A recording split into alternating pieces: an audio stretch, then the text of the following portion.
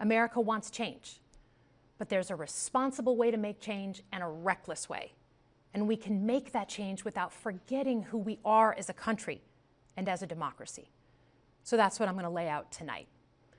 Because whether you're from Wyandotte or Wichita, most Americans share three core beliefs: that the middle class is the engine of our country, that strong national security protects us from harm, and that our democracy, no matter how messy, is unparalleled and worth fighting for.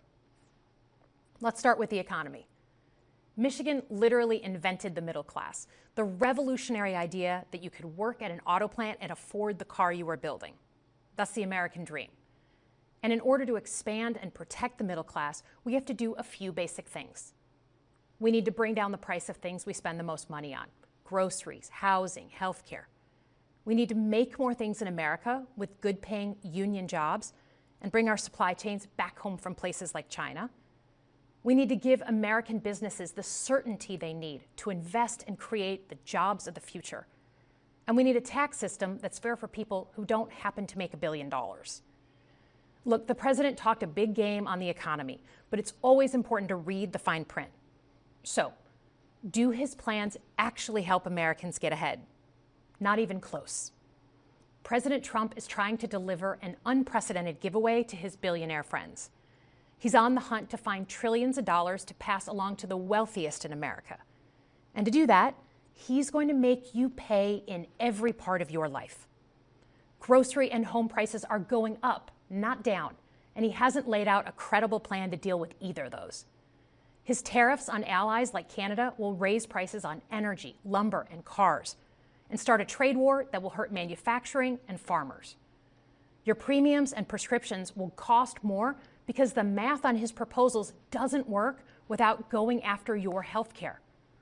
Meanwhile, for those keeping score, the national debt is going up, not down. And if he's not careful, he could walk us right into a recession. And one more thing. In order to pay for his plan, he could very well come after your retirement, the Social Security, Medicare, and VA benefits you worked your whole life to earn. The president claims he won't, but Elon Musk just called Social Security the biggest Ponzi scheme of all time. While we're on the subject of Elon Musk, is there anyone in America who is comfortable with him and his gang of 20-year-olds using their own computer servers to poke through your tax returns, your health information, and your bank accounts? No oversight, no protections against cyber attack, no guardrails on what they do with your private data. We need a more efficient government. You want to cut waste? I'll help you do it. But change doesn't need to be chaotic or make us less safe. The mindless firing of people who work to protect our nuclear weapons, keep our planes from crashing, and conduct the research that finds the cure for cancer, only to rehire them 2 days later? No CEO in America could do that without being summarily fired. Okay, so we've talked about economic security. How about national security? Let's start with the border. As someone who spent my whole career protecting our homeland, every country deserves to know who and what is coming across its border. Period. Democrats and Republicans should all be for that. But securing the border without actually fixing our broken immigration system is dealing with the symptom and not the disease. America is a nation of immigrants. We need a functional system keyed to the needs of our economy that allows vetted people to come and work here legally. So I look forward to the president's plan on that. Because here's the thing. Today's world is deeply interconnected.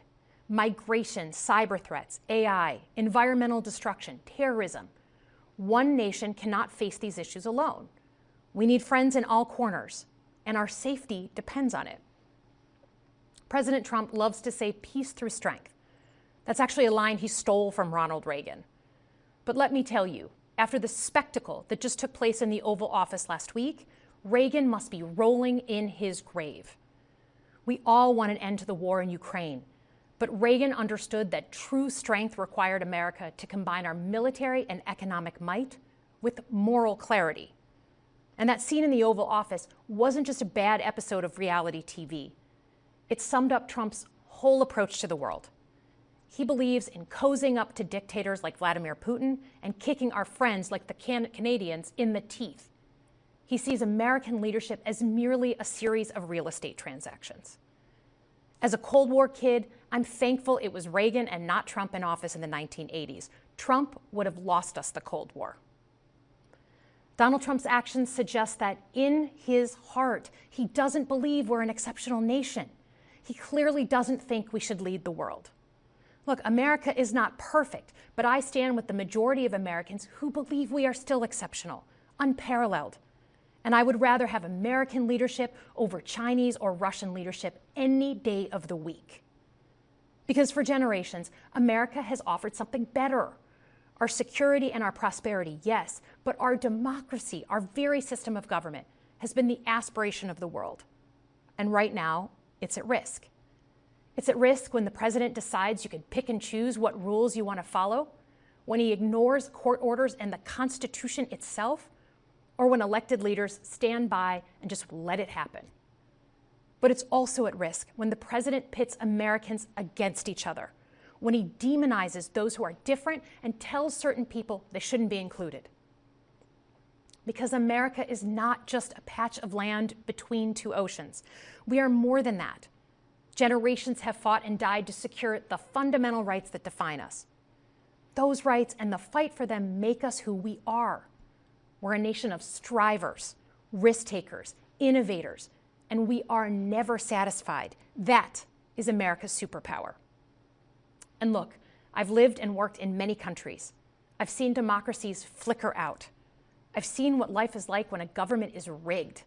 You can't open a business without paying off a corrupt official. You can't criticize the guys in charge without getting a knock at the door in the middle of the night. So as much as we need to make our government more responsive to our lives today, don't for one moment fool yourself that democracy isn't precious and worth saving.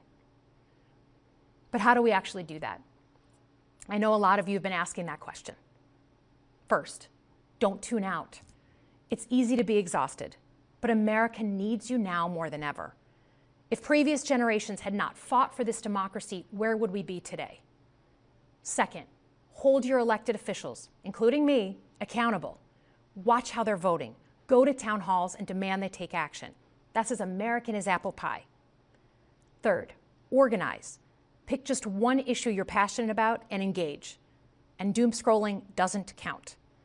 Join a group that cares about your issue and act. And if you can't find one, start one.